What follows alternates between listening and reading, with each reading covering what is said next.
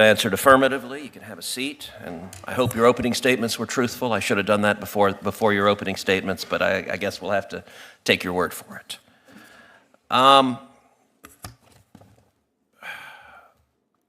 Representative Robbins, let's start with you. How broad was the fraud that was perpetrated in Minnesota? We are still getting a handle on it, but it's all of the, not all of, but a huge segment of the child care programs, autism services, sober homes, emergency transportation, of 14 areas of Medicaid fraud, SNAP benefits. We are still, I would say, getting whistleblower reports, uncovering new vectors of fraud. We just discovered the adult day services and the assisted living. Those haven't been counted in the total so far. So I believe it's much broader than we currently know, and we will continue to expose it. Is there any chance the elected Democrats in charge of the state were unaware of the fraud? No. There have been credible whistleblower allegations, press reports, and Office of Legislative Auditor reports for many years. Mr. Hoch, I want to thank you for your citizen journalism and your hard work pressing for accountability here. I will say I watched the video that you did with rapt attention. It was profoundly effective. It was also, by the way, an indictment of all of the so-called journalists on the national level, because none of them could be bothered to actually go and investigate.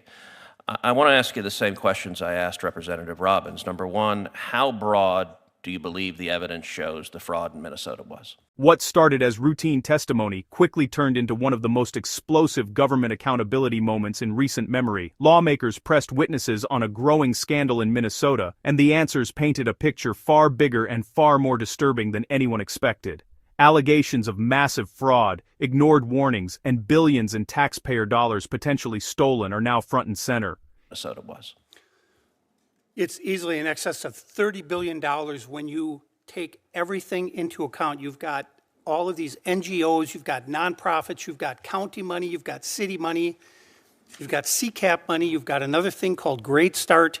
So there are all these piles of money that factor into the fraud. I don't know that anybody can ever determine an exact number, but I kept telling the U.S. attorney when he came out, he said, you got to get your number up, you got to get your number up, and he did. He kept ratcheting up the number, and I kept saying, you got to be at least at $30 billion.